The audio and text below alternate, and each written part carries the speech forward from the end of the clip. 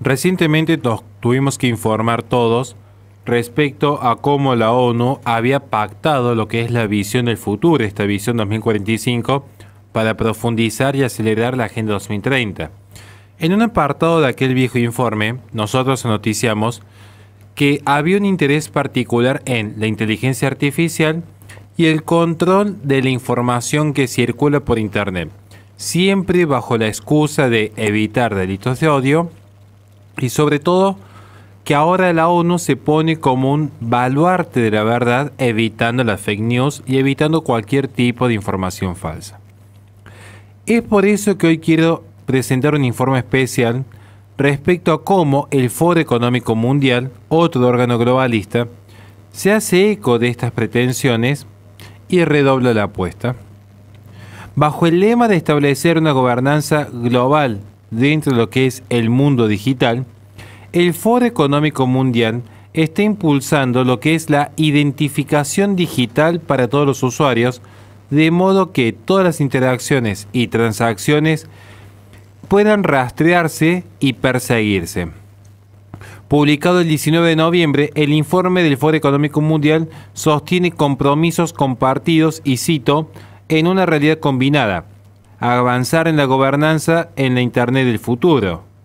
expresando así el deseo de establecer una gobernanza mundial en una realidad donde se combina el poder político fáctico, real y concreto, y las interacciones digitales dentro de lo que es el mundo virtual. Los espacios digitales han sido durante mucho tiempo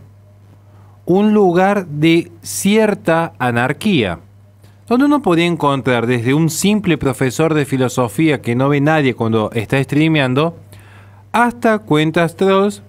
que malgastan su vida haciendo comentarios absurdos. Uno encontraba en internet desde casos lamentables de acoso cibernético, hostigamiento, instigación al abuso, explotación, violación de la propiedad, estafas, como también podía encontrar lo más elevado como espacios de formación en ciencia, filosofía y arte. Y lo cierto que esto ha sido la excusa perfecta para que la política, y concretamente la política transnacional y supranacional, decide ingresar a estos espacios para venir a solucionar estos pretendidos problemas. Lo que estamos observando según el informe es que en esta realidad combinada, es decir, donde se configura tanto el poder político real y físico con las interacciones virtuales, las personas no pueden dejar de ver o dejar de experimentar todo aquello que acontece en Internet y que necesitan ser resguardadas por parte de organismos que trasciendan toda barrera y límite nacional. El deseo globalista de esos espectros elitistas que no fueron electos, pero que ejercen el gobierno real, ese deseo globalista sobre el futuro de Internet se ejemplifica con lo que se llama la fragmentación, cuando se trata de cómo cada nación va eligiendo gobernar, ya sea por mandato del pueblo o por regímenes autoritarios, pero que finalmente no son más que fragmentos de una gran cúpula de poder que se encuentra actualmente en la ONU. Nosotros encontramos, por ejemplo, que dentro de esta fragmentación hallamos que en diferentes regiones se regulan de manera distinta la recopilación de datos y la privacidad. Cada nación pareciera que tiene su propio reglamento general de protección de datos, como lo tiene la Unión Europea, pero que al final del camino vamos a ver que todo queda determinado dentro de una gran masa global que va estableciendo qué se puede decir y qué no se puede decir dentro de este campo. Lo que ha hecho ahora el Foro Económico Mundial es que, tomando el Reglamento General de Protección de Datos de la Unión Europea como un punto de partida, a partir de allí se señala que la fragmentación de los marcos nacionales puede obstaculizar la eficacia y la eficiencia de este gobierno mundial de Internet y la capacidad de abordar cuestiones transnacionales como el cibercrimen, el comercio digital, los daños en línea, los flujos de datos transfronterizos seguros y confiables y la protección de propiedad intelectual. Es decir, están reconociendo que la regulación soberana no alcanza para estos supuestos objetivos loables, pero que en el fondo se encubre una persecución política, porque detrás de estas buenas intenciones de querer frenar los ciberdelitos, detrás de esto está la increíble maquinaria de poder que tiene la ONU con la anuencia del Foro Económico Mundial. Para abordar este desafío, la solución globalista afirma que es imperativo establecer un conjunto común de compromisos de gobernanza en todas las partes interesadas que pueden ejecutar a través de estrategias, enfoques y políticas personalizadas los lineamientos propios de estos valores jurisdiccionales transfronterizos en una común cooperación global. El informe del Foro Económico Mundial recomienda 8 compromisos que las partes interesadas, ya ni siquiera hablamos de naciones, sino partes como si de un contrato comercial internacional se tratase, deben aplicar para llevar adelante este gobierno mundial. Estos compromisos no surgen de la voluntad de un pueblo, sino de tecnócratas que, no siendo electos y no representando la voluntad popular, buscan influir en las políticas de manera verticalista, tal como en la Revolución Francesa.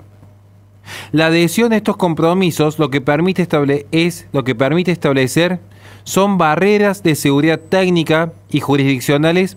donde ahora va a ser un pequeño grupo de élite que va a tener más poder de control que la propia nación, para así ellos decidir qué es un ciberdelito y cuál es la pena de dicho ciberdelito. Aquí no se trata de una intención genuina de frenar estafas piramidales, acoso a menores o exhibición de contenido inapropiado. Aquí lo que se trata es que personas que están por sobre el poder de nuestro propio poder van a determinar qué es lo bueno y qué es lo malo en el mundo digital.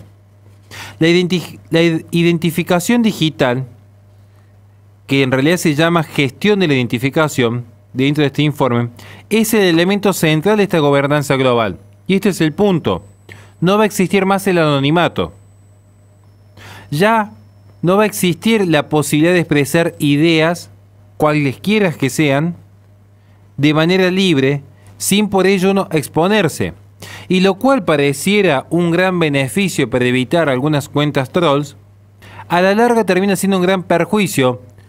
porque el día de mañana cuando alguien quiera denunciar a ciertas logias o ciertas etnias, o ciertos comportamientos sociales, o ciertas desviaciones de algunas naciones, ya no tendrá la libertad para hacerlo, porque se lo considera un delito de odio, y por lo tanto uno será un delincuente, y un delincuente identificado será perseguible. Según el informe, la gestión de identificación implica la implementación de medidas adecuadas y apropiadas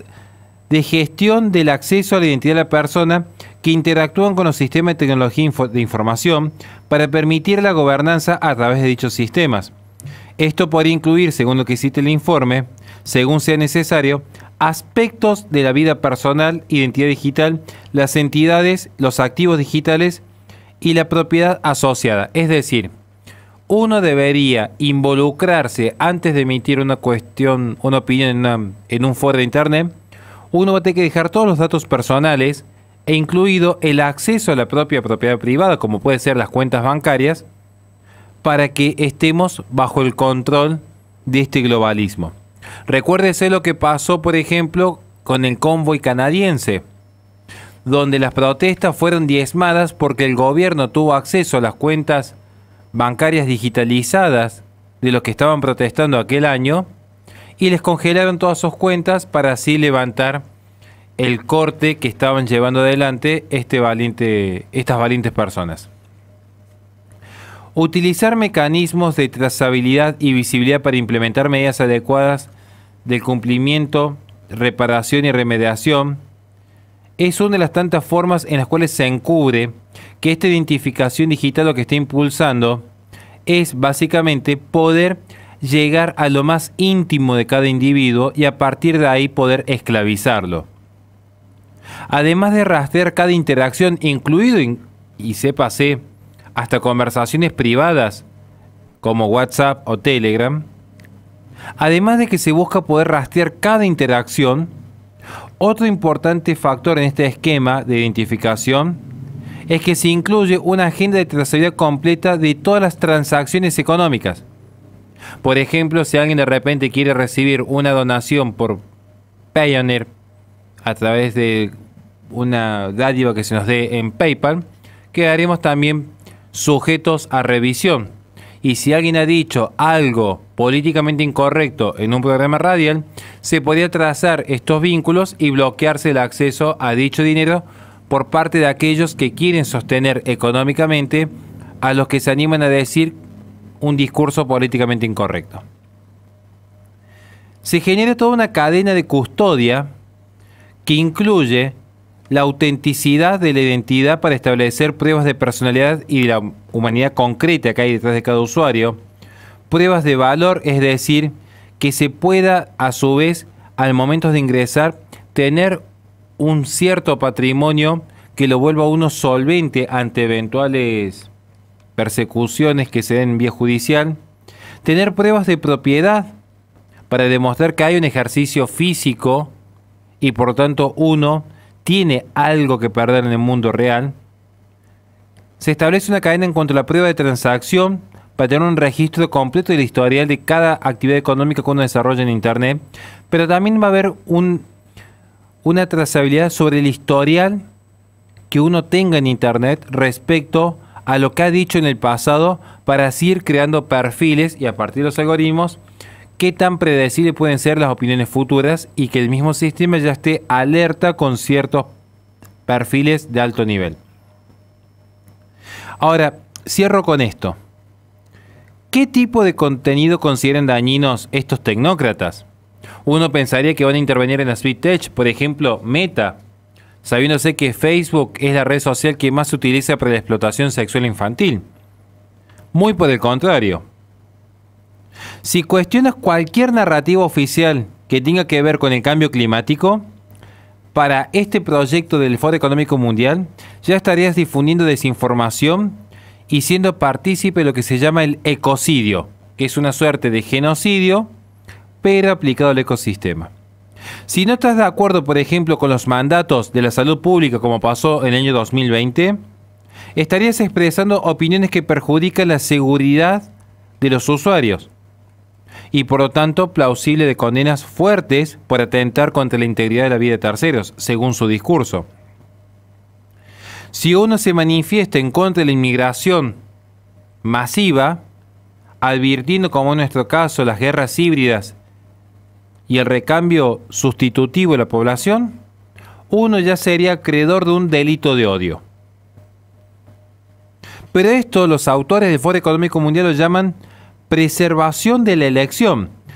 Esto implica respaldar el desarrollo de una gobernanza global que respete la autonomía digital, el buen trato, la cordialidad,